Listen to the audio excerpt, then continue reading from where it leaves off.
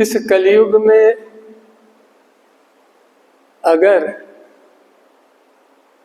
इसके ताप से दूर होना है, इसके ताप से प्रभावित नहीं होना है, इसके ताप को सहने की शक्ति प्राप्त करना है, तो अभी तक हमने जितना समझा है, जितना देखा है, जितना पढ़ा है, जितना सुना है, उसमें सत्संग का ही मुख्य रोल है।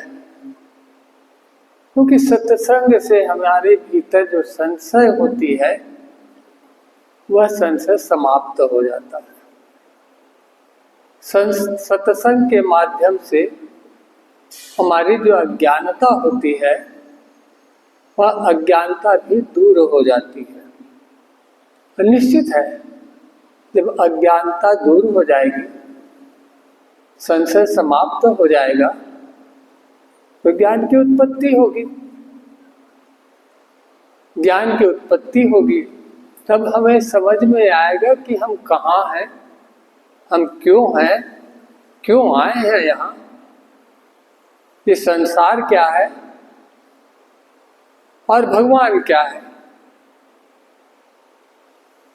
थोड़ी सी भी यदि हमें मालूम हो जाए कि हमारे संसार में आने का प्रयोजन क्या है, थोड़ा सा भी इस पर अगर हम ध्यान दें तो हमारी सारी समस्याएं समाप्त हो जाती हैं। प्रयोजन मुख्य है। प्रयोजन संसार में भिन्न भिन्न लोग आए हैं, भिन्न भिन्न देशों से आए हैं, इस संसार में भिन्न भिन्न सब हैं, बस प्रयोजन जानना जरूरी है। ऐसा देखने में आता है कि प्रयोजन सबका एक सा नहीं है। श्री रामकृष्ण देव कह गए हैं, बतला गए हैं, इस मानव जीवन का एकमात्र प्रयोजन है, एकमात्र उद्देश्य है ईश्वर लाभ करना। यह जीवन एक ऐसा जीवन है, यह मनुष्य जीवन एक ऐसा जीवन है जिससे ही सिर्फ ईश्वर प्राप्त किया जा सकता है, ईश्वर लाभ किया जा सकता है, ईश्वर की अनुभूति की जा सकती है, अपने स्वरूप का ज्ञान प्राप्त किया जा सकता है। बाकी ऐसा कोई जीवन नहीं है जिसमें इसे प्राप्त किया जाए, इसे जाना जाए, अपने स्वरूप को समझा जाए। बाकी जीवन भोगमय जीवन है, अपने कर्मों का भोग करने के लिए, कटाने के लिए आते हैं। किंतु मनुष्य जीवन ऐसा है कि आपको कर्मों का भोग करने के लिए नहीं मिला है, ईश्वर लाभ करने के लिए मिला है। किंतु हम उसको भूल जाते हैं और कर्मों में लिप्त हो जाते हैं और फिर कर्म बंधन में पड़ जाते हैं। कई बार लोग मुझे पूछते हैं कि महाराज आप मुझे पहचानते हैं? पूछते हैं, अच्छा बताइए तो मेरा नाम क्या है? तो मैं कहता देखो, जिसके नाम को याद करने के लिए मैंने घर छोड़ा, द्वार छोड़ा, सगे संबंधी छोड़ा, सब कुछ छोड़ा, उसी को नाम को भूल जाता हूं, तो बाकी लोगों का नाम मुझे कैसे याद रहेगा बताओ। तो हमें मुख्य है ईश्वर के नाम को याद रखना, ईश्वर के गुण को याद रखना, ईश्वर के स्वरूप का ध्यान करना। ईश्वर की इतनी चिंता करें, इतने ईश्वर का नाम लें, इतने ईश्वर के रस में डूब जाएं कि हमें बोध ही न रहे कि हम और ईश्वर भिन्न अलग है। हम जब किसी की याद में खो जाते हैं तो सारा संसार भूल जाते हैं, सब कुछ भूल जाते हैं, पता ही नहीं लगता ये संसार कैसे आ रहा है और कैसे जा रहा है, क्योंकि हम ईश्वर के प्रेम में डूबे हुए हैं। सारे संतों के यही देखने को मिलता है। हम जितने शास्त्र पढ़ते हैं, जितने संतों की जीवनी पढ़ते हैं, उसमें यही पाते हैं, वे ईश्वरमय हो जाते हैं। बृहदारण्यक उपनिषद में उल्लेख आता है, ब्रह्मवेद ब्रह्मेव भवति। जो ब्रह्म का चिंतन करता है, ब्रह्म का स्मरण करता है, वो ब्रह्म ही हो जाता है। और कोई उपाय नहीं। ब्रह्म हो जाना माने अपने स्वरूप को ज्ञान प्राप्त कर लेना, उसकी चिंतन करना, उसमें एक रस हो जाना। एक जगह श्री रामकृष्ण देव कहते हैं ना, स्वामी का नाम मैं भूल रहा हूँ, मेरे ख्याल से योगानंद जी नहीं, निरंजनानंद जी नहीं, स्वामी जी को कहते हैं वो। देखो पहले वो स्वामी जी जो है ऐसे लोगों के सत्संग में पड़ा जो भूत प्रेत की बाधाओं को दूर किया करते थे, तो उसको माध्यम बनाते थे स्वामी को, जब उसके बाल्यावस्था में। और वो जब श्री रामकृष्ण देव के पास आए, भगवान के श्री रामकृष्ण देव के पास आए, तो उन्होंने उनको कहा, देखो भूत भूत भूत कहने से तुम भूत ही हो जाओगे, तो यह उचित नहीं है। ईश्वर का चिंतन करो, ईश्वर का चिंतन करो, ईश्वर का स्मरण करो। ईश्वर का चिंतन और स्मरण करते करते वह स्वयं ईश्वर हो जाता है। श्री रामकृष्ण देव की जीवनी में फिर मिलता है। प्रसिद्ध लेखक रोमा रोला लिखते हैं श्री रामकृष्ण की जीवनी में, श्री रामकृष्ण काली काली काली काली कहते कहते स्वयं काली हो गए। तो आप जो बोलोगे, जो विचार करोगे, जो चिंता करोगे, आप वही होगे। अरे सारे जीवन में कितने जीवन हमने बिताया है इस संसार की चिंता करते करते, संसारिक बातों की चिंता करते करते। अरे एक जीवन को दांव पे तो लगा दिया जाए, एक जीवन नहीं सही, हम ईश्वर की चिंतन कर लें, चाहे जो हो। भाई हमारा आने का उद्देश्य तो यही है। हमने सारा जीवन पता नहीं कितने जीवन में क्या क्या किया, नहीं किया, क्या लाभ मिला, क्या हानि हुआ, क्या पाया, क्या खोया। मगर इस जीवन में हमने मनुष्य जीवन पाया है। जब मनुष्य जीवन पाया है और सारे संत, सारे सब जितने अवतार हुए, सबका एक ही कथन है, अपने स्वरूप का ज्ञान प्राप्त करना, अपने को ईश्वरत्व को कहता है ना, तत्वमसि तुम वही हो, तुम वही हो जो वो है, तुम उसी के अंश हो। हम देखें तो सही, हम इस जीवन को उसी में लगाएं। ये संसार रहेगा, ये भोग रहेगा, हम भोगे तब भी ये भोग रहेगा, नहीं भोगे तब भी ये भोग रहेगा। हम रहें तब भी ये संसार है, नहीं है तब भी ये संसार है। इस संसार की भूख तो आपने पता नहीं कितने कितने जीवनों में भोग लिया है। थोड़ा सा इस जीवन को हम ईश्वर में लगाएं, ईश्वर का रस प्राप्त करें, ईश्वर का आनंद प्राप्त करें और ईश्वरमय हो जाए। तो ये मुख्य उद्देश्य होनी चाहिए इस संसार में आने के लिए। किंतु हम करते क्या है? ये जिंदगी बड़ा बेवकूफ है, बेवकूफ एक नंबर का।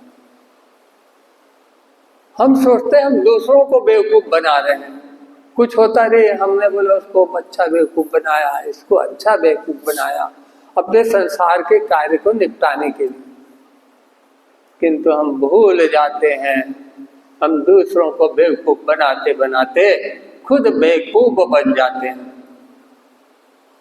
यही संसार का नियम है। हम जिसको जो बनाने जाएंगे हम वही हो जाएंगे। हम यदि किसी को देवता बनाने जाएंगे तो उसको देवता बनाते बनाते हम खुद देवता हो जाएंगे। हम क्यों बात करते हैं? हम क्यों ईश्वर की चिंता करते हैं? हमें क्या जरूरत है आपके ईश्वर की चिंता करने की, सुनाने की, बोलने की? हम अपना कर सकते हैं। तो इसका तात्पर्य यही है कि हम ईश्वर की चिंता करते करते, ईश्वर की बातें करते करते, ईश्वर की सत्संग करते करते हम खुद भी ईश्वर बन जाए। जैसे एक दीप जल रहा है, वो दीप तो जलेगा, वो जलता रहेगा। जब तक उसमें तेल है, जब तक उसमें शक्ति, तब तक वो जलता रहेगा। तो उस दीप की सार्थकता क्या है? सार्थकता तो यही है कि वह प्रकाश दे रहा है, दीप से प्रकाशित हो रहा है। किंतु नहीं, उतना ही नहीं पर्याप्त है। एक दीप से सैकड़ों दीप जल जाए, सैकड़ों दीप से हजारों दीप जल जाए तो कितना प्रकाश होगा। जहाँ एक दीप का प्रकाश है वहां सैकड़ों दीप हो जाए, सैकड़ों जगह हजारों करोड़ों दीप हो जाए तो कितना प्रकाश होगा।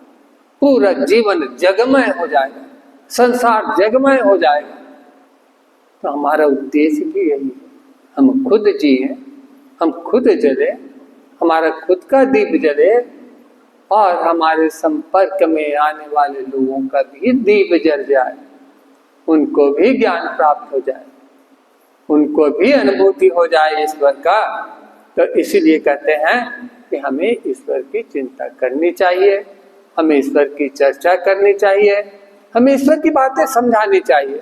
हम जितना समझे हमारी तरफ से प्रयास करना चाहिए, यही हमारा जीवन का लक्ष्य होना चाहिए। फिर कहेंगे फिर हमारा संसार कैसे चलेगा, हमारा घर कैसे चलेगा, हमारे परिवार कैसे चलेगा।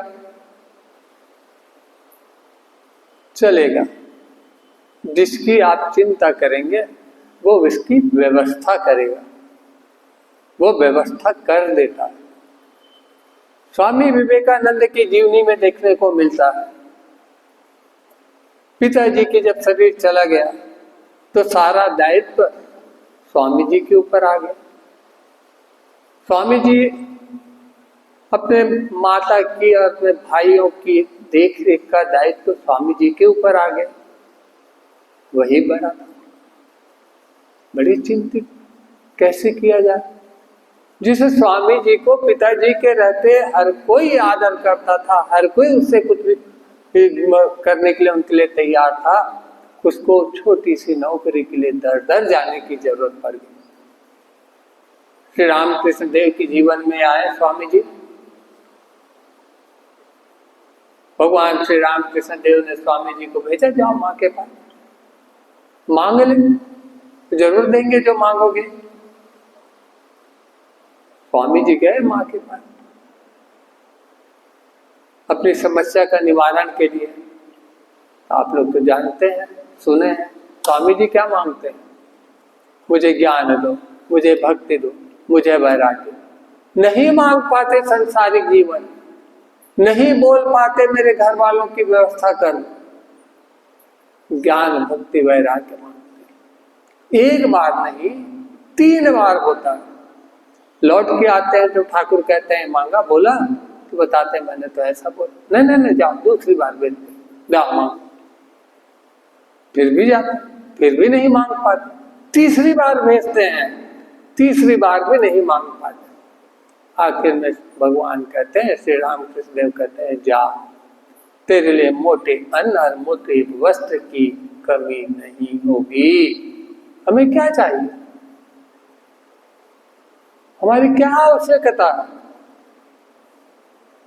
अन्न और वस्त्र के। मोटे वस्त्र मोटे अन्न हो गया तो पर्याप्त। फिर हम इतनी चिंता क्यों करें, ये तो ईश्वर का दायित्व है। हम जिसकी चिंता कर रहे हैं उसका दायित्व है वो हमारे अन्न वस्त्र की व्यवस्था करे। किंतु हम नहीं, हम चाहते हैं हम ईश्वर की व्यवस्था करें, हम ईश्वर के,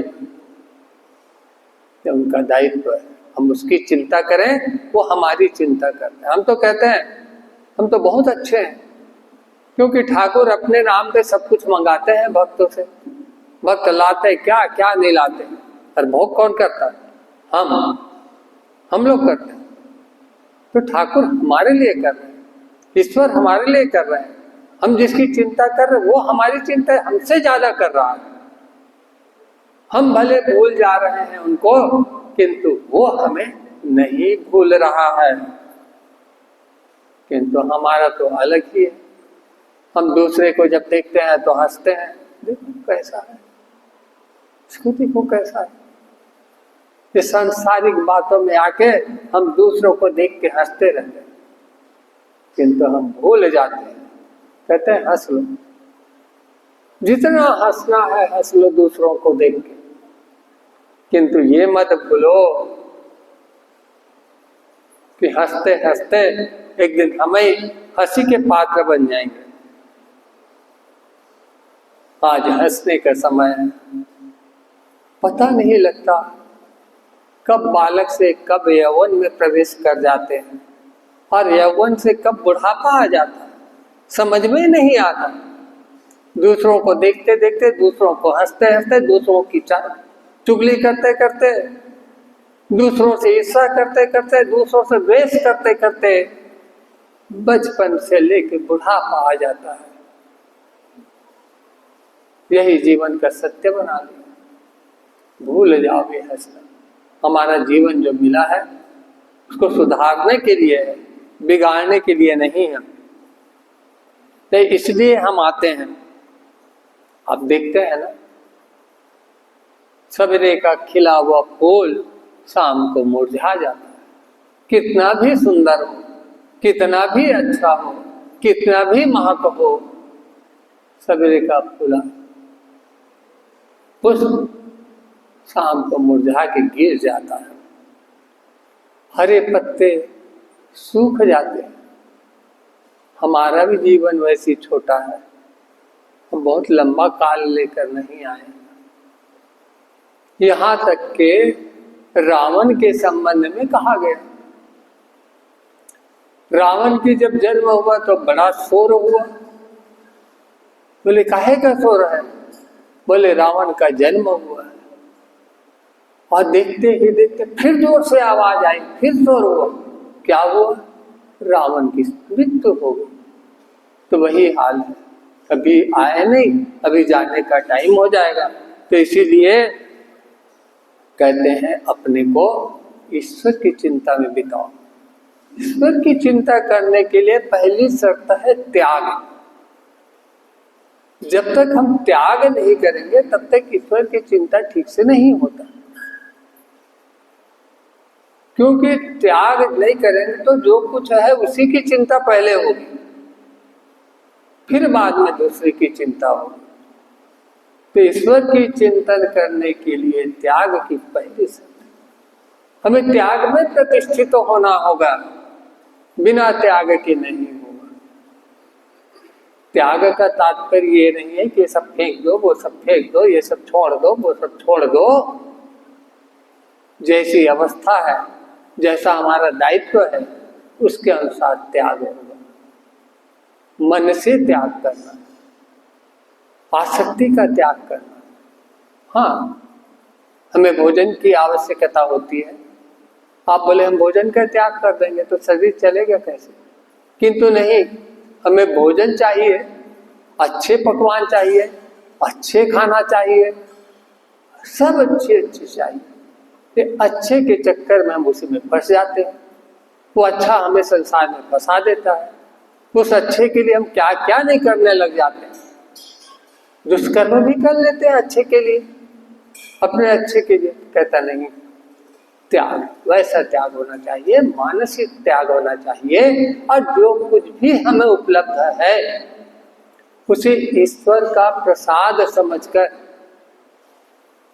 ईश्वर के प्रसाद समझकर उसे ग्रहण कर लेनी चाहिए।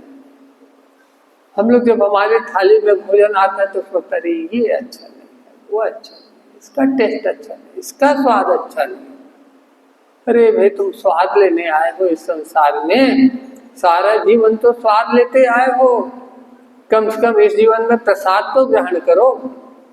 जो कुछ मिला है हमारे थाली में, जो कुछ हमें उपलब्ध हुआ है, आज हमारे भाग्य में वही ईश्वर ने दिया है।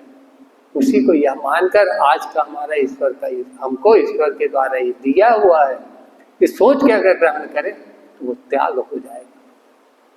तो वो त्याग में प्रतिष्ठित हो जाएंगे और त्याग से फिर हमारा उद्देश्य जो है सफल हो जाएगा।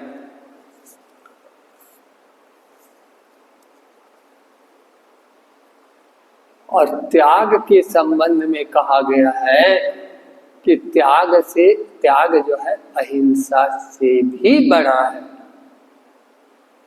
अहिंसा परमो धर्म कहते हैं, अहिंसा ही बड़ा धर्म है। बुद्ध की वाणी में पढ़ते हैं, सुनते हैं, अहिंसा परमो धर्म। किंतु त्याग माने क्या है? संन्यास है। ऐसा नहीं कि जब आप गेरुआ वस्त्र पहन लें, घर छोड़ दे तभी सन्यास होगा, वह अपने तरह का सन्यास है। किंतु सांसारिक आसक्ति को त्याग देना, त्याग, वह भी सन्यास है।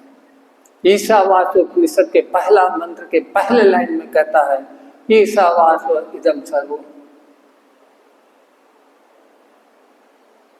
माने जो कुछ भी इस संसार में आप देख रहे हैं उसको ईश्वर भाव से आच्छादित करके उसका पालन करें, अपने कर्मों का पालन करें, भोग करें नहीं। बहुत सारे व्याख्याकार कहते हैं उसका भोग करें, भोग करें नहीं, अपने कर्तव्यों का पालन करें, ईश्वर भाव से आच्छादित करके। ये ईश्वर का, ये ईश्वर मैं, ये ईश्वर का कार्य है, मैं ईश्वर के लिए कार्य कर रहा हूँ, मैं ईश्वर के लिए भोजन, हम लोग जब भोजन होता है तो करते हैं ब्रह्मार्पण करते हैं, कहते हैं ओम ब्रह्मार्पणम ब्रह्म वे ब्रह्म ब्रह्म कर्म समाधि, माने जो कुछ भी ग्रहण कर रहे हैं हम ब्रह्म को समर्पित कर रहे हैं, ब्रह्म के लिए समर्पित ग्रहण कर रहे हैं, ब्रह्म के कार्य के लिए कर रहे हैं। तो जो कुछ भी है सब ईश्वर के लिए, अपने लिए कुछ है। और यही करते करते हम ईश्वरमय हो जाएंगे।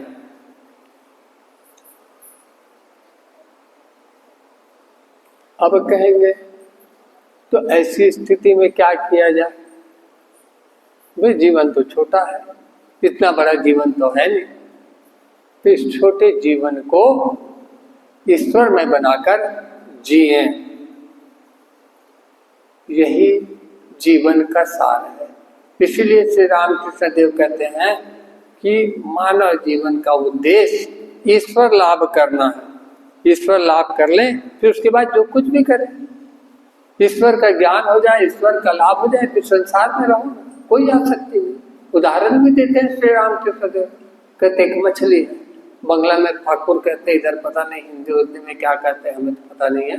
बोले वो कीचड़ में तो रहती है, कीचड़ के साथ रहती है, किंतु उनके शरीर में कीचड़ का एक दाग नहीं लगता। ठीक उसी प्रकार हम संसार में रहें, हम संसारिक कार्य करें, संसार के प्रति हमारा जो व्यवहार है उसको करें, किंतु संसार का जो दाग है, ईर्ष्या, द्वेष, रोग, लालच, ये हमें ना पकड़े, हम इसमें ना पड़े, ऐसा जीवन जिए, ऐसा ये कह रहे हैं। तो यही एक प्रकार का संन्यास है, किंतु हम इसको भूल जाते हैं।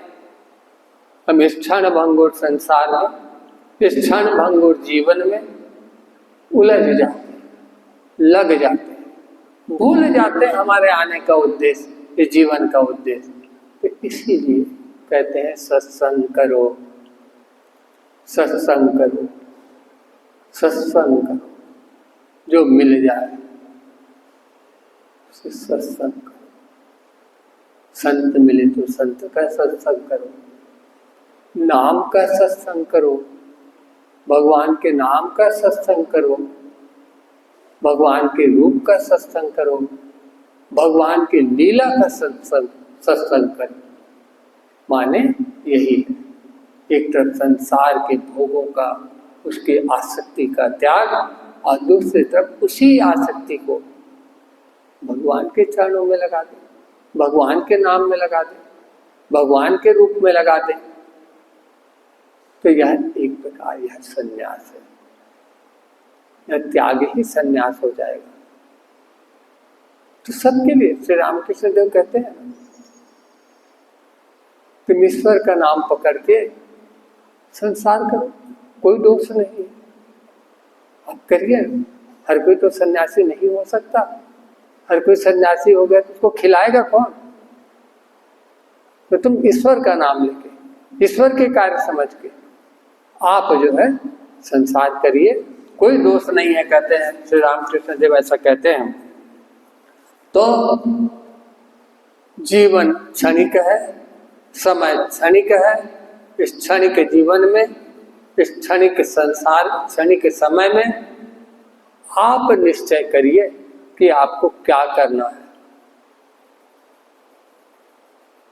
इस क्षण भंगुर जीवन का उपयोग कैसे करना है, इस क्षणिक संसार को प्राप्त करना है कि शाश्वत को प्राप्त करना है। जीवन मिला है क्षणिक, या तो इसी जीवन से संसार लाभ कर लो या इसी जीवन से भगवान लाभ कर लो, या तो आप मरुस्थल में घूमने चले जाओ या सागर में घूमने चले जाओ, जीवन उतना ही।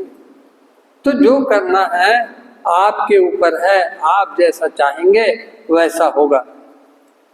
और जो आया है वो तो जाएगा, हम आए हैं हम जाएंगे। तो इसके पहले, जाने के पहले हम अपना आने का उद्देश्य तो पूरा कर लें। अगर उद्देश्य पूरा नहीं किया और चले गए, हमें बार बार बार बार आना पड़ेगा।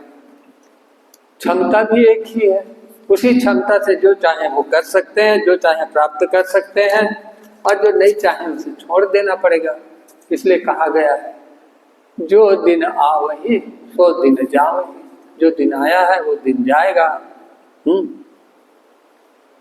इस संसार में स्थिर कुछ भी नहीं है, हम भी स्थिर नहीं है, हमारा जीवन भी स्थिर नहीं है, हमारा श्वास भी स्थिर नहीं है। जिसको हम ले रहे हैं उसको छोड़ रहे हैं। इस अस्थिर संसार में यदि एकमात्र स्थिर है तो ईश्वर, वह ईश्वर का नाम, वह ईश्वर का रूप, वह ईश्वर का गुण। और इसके लिए आप जैसा भी सत्संग करें, जहां भी सत्संग करें, ईश्वर का नाम लेना भी सत्संग है, ईश्वर के रूप का चिंतन करना भी सत्संग है, ईश्वर का साहित्य पढ़ना भी सत्संग है। माने जहां जहां आप ईश्वर को लगा देते हैं वहां वहां वह आपका सत्संग हो जाता है। आप खाना बना रहे हैं, खाना बना रहे हैं तो ईश्वर के संतानों के लिए बना रहे हैं, वह सत्संग हो गया, उसका कोई दोष आपको नहीं लगेगा। गृह कार्य कर रहे हैं, उसमें ईश्वर को जोड़ दीजिए, खाली ईश्वर को जोड़ना है, सब जगह ईश्वर को जोड़ दें, हमारा जीवन सफल हो जाएगा। इसलिए कहते हैं कि जो कुछ है सब ईश्वर के मान के चले, किंतु हम तो भूल जाते हैं। हम सोचते हैं कि संसार ही सत्य है, इस संसार का सुख ही सत्य है। हाँ सुख है, सुख भोगे कर ईश्वर के साथ। अब जाते हैं ना, कोई मर जाता है तो मरघट जाते हैं, उसको लेके बड़े आनंद से ले जाते हैं, अवश्य कहते रहते हैं राम नाम सत्य है, राम नाम सत्य है, सबकी यही गत्य है, सबकी यही गति है, राम नाम ही सत्य। बस मुंह तक रहता है, जबान तक रहता है, मन में कुछ और चलते रहता है। उनको मरघट में छोड़ के जला के जब लौटते हैं तो भूल जाते हैं। अरे हमको भी एक दिन जाना है, हमको भी एक दिन वहीं पहुंचना है, ये जैसे जा रहा है कल हो सकता है हमारा भी नंबर आ जाए। इसको अगर ध्यान में लेकर चले तो हमारी गति जो है निर्मल हो जाएगी, हमारी मति निर्मल हो जाएगी।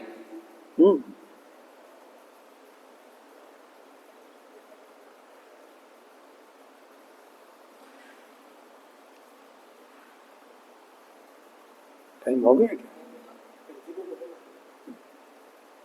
तो हमारी गति, मति और हमारे संपर्क में आने वाले जो भी हैं, उनकी गति और मति को अगर ठीक करना होगा तो हमें पहले होना होगा। पहले हमारी गति और मति ठीक हो जाए तो हमारे संपर्क में आने वाले की गति और मति ठीक होगी। वैसे ही जैसे अग्नि के पास जाने से अग्नि का ताप जाने वाले को मिल जाता है, सुगंधित पुष्प के पास जाने से सुगंध तो पुष्प पे रहता है, किंतु उसके पास जाने वाले को आप ही आप मिल जाता है। तो वैसे हम अपने को और अपने संपर्क में आने वालों की गति और मति को ठीक करना है, हमें भी ठीक रहना होगा। और इन्हीं शब्दों के साथ इस सत्र को मैं भी विराम देता हूँ। अभी थोड़ी देर बाद हम फिर आगे की चर्चा करेंगे। इसमें थोड़ा सा कुछ उदाहरण देखेंगे, कुछ दृष्टांत देखेंगे